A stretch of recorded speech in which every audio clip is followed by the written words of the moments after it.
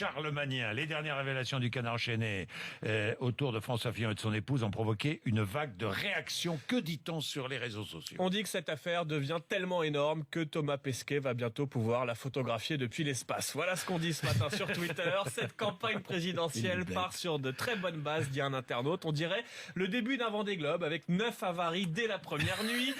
Pénélope Fillon n'avait donc pas d'adresse mail alors que son mari a inventé Internet. C'est incompréhensible, dit un internaute. À ce rythme-là, on va se rendre compte que François Fillon est le deuxième employeur de France derrière la SNCF. Je suis sûr, dit un autre internaute, que dans l'activité, François Fillon appelle Pénélope mon trésor. Conclusion d'un internaute, arrêtez un peu de vous moquer, vu tout ce qu'on découvre en ce moment. Si ça se trouve, vous êtes vous aussi l'assistant d'un parlementaire et vous ne le savez même pas. À gauche, en voulant tacler François Fillon, François de Rugy se prend les pieds dans le plat sur Twitter. Tel est pris qu'il croyait prendre. Lundi soir, le candidat malheureux à la primaire de la gauche a publié sur Twitter les fiches de paye de ses assistants parlementaires accompagnées d'un message.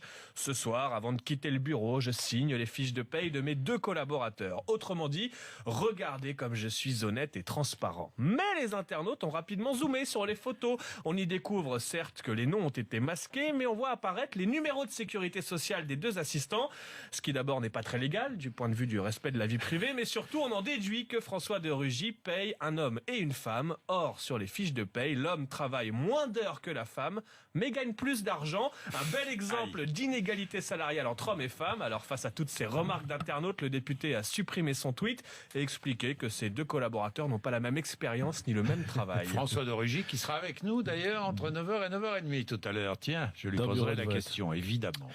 À suivre dans Bourdin Direct, c'est une